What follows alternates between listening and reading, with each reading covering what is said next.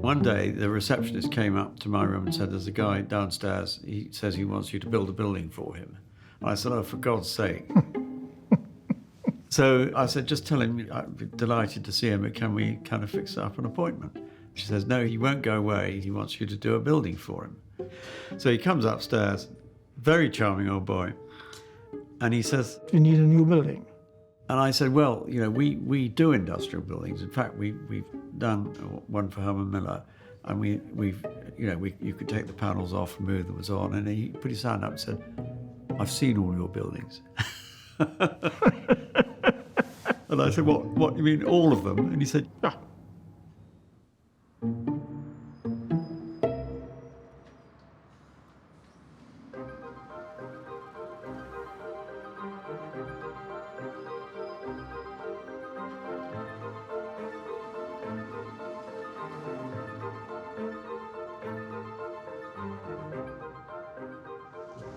So there's only one entrance for everybody, which is something we wanted. You go to the office there, you go to the factory there. The client for igus was a very philosophical type. He built the whole business up himself, and he really liked the idea of looking after the workforce, and he liked the idea of organic growth. We were speaking the same language, basically, and he used that language within his plastics manufacturing processes, making components in plastic. And we met him midway, you know, with the kind of architecture he wanted to see.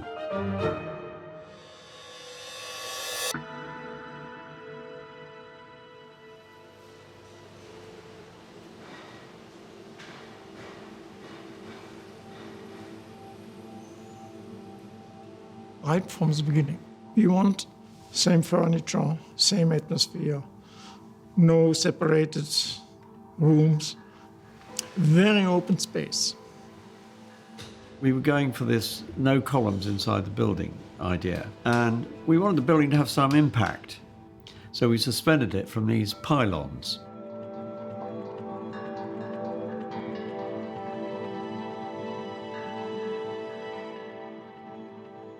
And also we provided north light, which was a traditional thing for craftsmen to work by. So instead of having a flat roof, you had these kind of semicircular domes on top. And they again gave the building some form.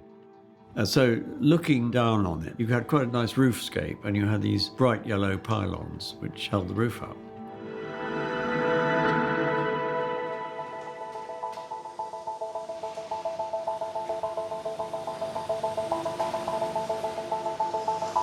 What you see now is a shift change. It's close to 2 o'clock in the afternoon, so that's why the factory is too busy. As you know, a sign of a good factory is that there are not many people moving. Right now it's shift change. The client didn't want anything to be in a fixed position.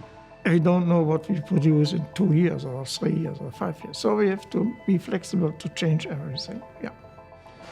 The toilets were put in a sort of pod, and we put all the offices in pods too. They stood on legs on the floor, like little moon capsules really, and they could be moved around.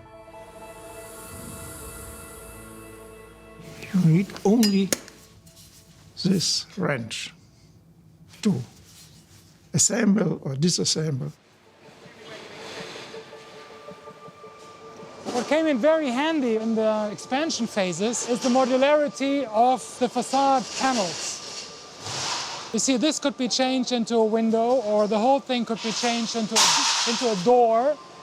As our capabilities grew financially, we bought more windows, took the panels out and put windows in, and used the panels on the next extension phase. So the building is not inexpensive as a first building, but the reusability in expansion and changes is very dramatic.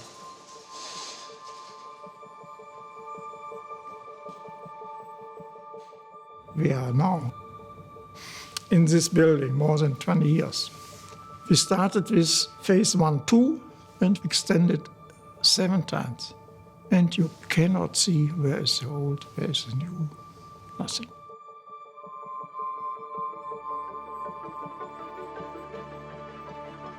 It's a cathedral of work. Cathedral to work. Just the domes, the windows, the air, the atmosphere. Fantastic to work. Yeah, that's what I wanted. He used to write letters saying, it's wonderful. You've done a wonderful thing for us, and so on. So there was that sort of great feeling of, satisfaction, really, in having given somebody something they really needed. Nicholas Grimshaw, we are happy with him, till today. And that's not very often with architects.